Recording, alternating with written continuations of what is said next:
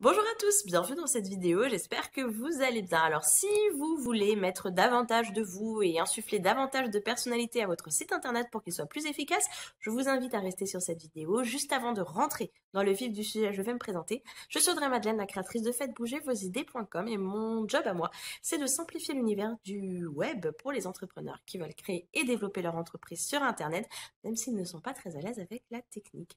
Alors, comme je vous disais, le sujet de la vidéo, ça va être comment est-ce que vous pouvez insuffler davantage de votre personnalité dans les textes de votre site internet. Alors, ce qu'il faut savoir, c'est qu'en général, quand on passe au stade de rédaction du contenu de votre site internet, vous êtes tous un petit peu submergés par l'ampleur de la tâche. En plus, vous vous mettez une pression de dingue parce que vous savez à quel point ce contenu est hyper important pour l'efficacité de votre site internet. Ça peut vraiment faire la différence entre un site qui transforme, qui performe et un site qui n'est vraiment pas efficace. Et en fait, l'idée, c'est pour que ce soit efficace justement, que vous puissiez être totalement vous lorsque vous rédigez vos pages web. Alors en fait, le gros problème qu'on a bien souvent et que je rencontre en fait avec mes clients, que ce soit lors de l'accompagnement individuel ou lors de la formation, je crée mon site internet sans prise de tête, c'est que bien souvent, vous vous mettez une pression de dingue là-dessus et surtout, vous vous auto-censurez énormément. Pourquoi? Parce que vous avez en tête des codes qui font que, voilà, vous avez l'impression que ce langage-là n'est pas forcément approprié à votre secteur d'activité ou bien que ça ne fait pas assez professionnel et du coup, voilà, vous vous bloquez un petit peu par rapport à ça. Alors que, en fait, pas du tout. Je peux vous assurer que si vous vous laissez totalement aller, que vous êtes OK avec l'idée d'insuffler votre personnalité au contenu de votre site internet, dans ces cas-là, ça peut vraiment être amusant de rédiger vos pages web. Bon, pour vous aider, je vous propose 4 conseils que vous pouvez suivre pour vous faciliter un petit peu la tâche. Alors, le premier conseil, ça va être de regarder ce que vous envoyez comme texte aux gens avec lesquels vous êtes les plus à l'aise. Les gens avec lesquels vous êtes totalement vous-même. Ça peut être votre famille, ça peut être vos amis, ça peut être, je sais pas, qui vous voulez. En tout cas, des personnes à qui vous envoyez des SMS ou des emails ou pourquoi pas même des courriers si vous écrivez encore des lettres. L'idée, si vous voulez, c'est que vous puissiez repérer des phrases, des mots qui reviennent suffisamment. On parle souvent de tics de langage, mais il y a aussi des tics d'écriture. Et peut-être que vous envoyez aussi certains emojis qui reviennent très souvent. Vous pouvez aussi, par exemple, utiliser un plus au lieu d'un et lorsque vous écrivez. Ces choses-là, vous allez, donc ça c'est mon deuxième conseil, les rassembler dans une espèce de banque de données, un document, dans lequel vous allez stocker tous ces éléments-là que vous aurez relevés. Les phrases types, des mots types que vous utilisez tout le temps, des sigles, les emojis, etc.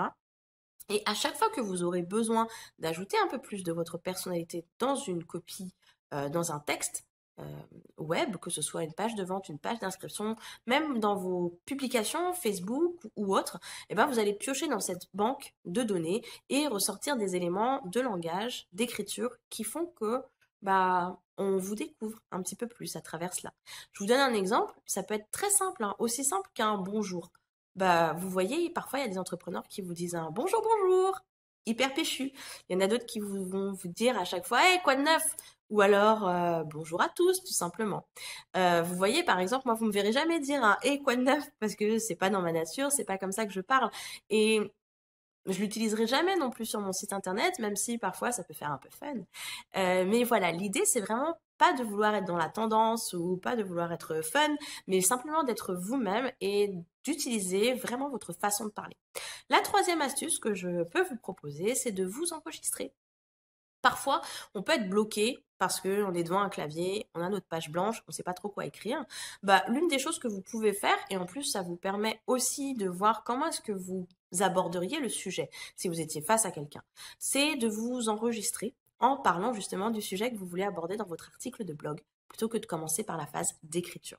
Parfois, c'est beaucoup plus facile que de se retrouver face à son clavier. Ensuite, ce que vous pouvez faire aussi, si vous êtes à l'aise avec le fait d'écrire, c'est de commencer par rédiger votre article ou le contenu de votre page, peu importe, et ensuite de le lire à haute voix.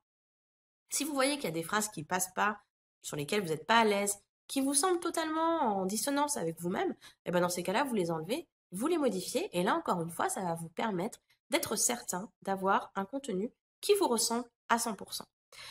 Je peux vous assurer que ça va être vraiment beaucoup plus simple. Vous pouvez aussi, lorsque vous rédigez un contenu, avoir l'impression d'avoir un client que vous adorez en face de vous, un client avec lequel vous êtes super à l'aise, avec qui les échanges se passent toujours bien. Et ça peut aussi vous permettre d'être de relâcher un peu plus et de mettre davantage de vous-même dans votre texte. Ensuite, le quatrième conseil que je vais vous donner, et ce sera le dernier, c'est d'ajouter un petit peu de votre histoire et de vos loisirs, de vos hobbies dans votre communication web et notamment dans votre site internet.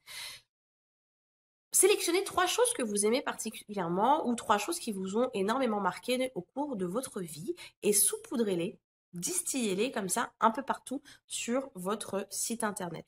C'est important aussi pour les personnes de pouvoir connaître un petit peu vos passe-temps ou votre histoire, votre parcours.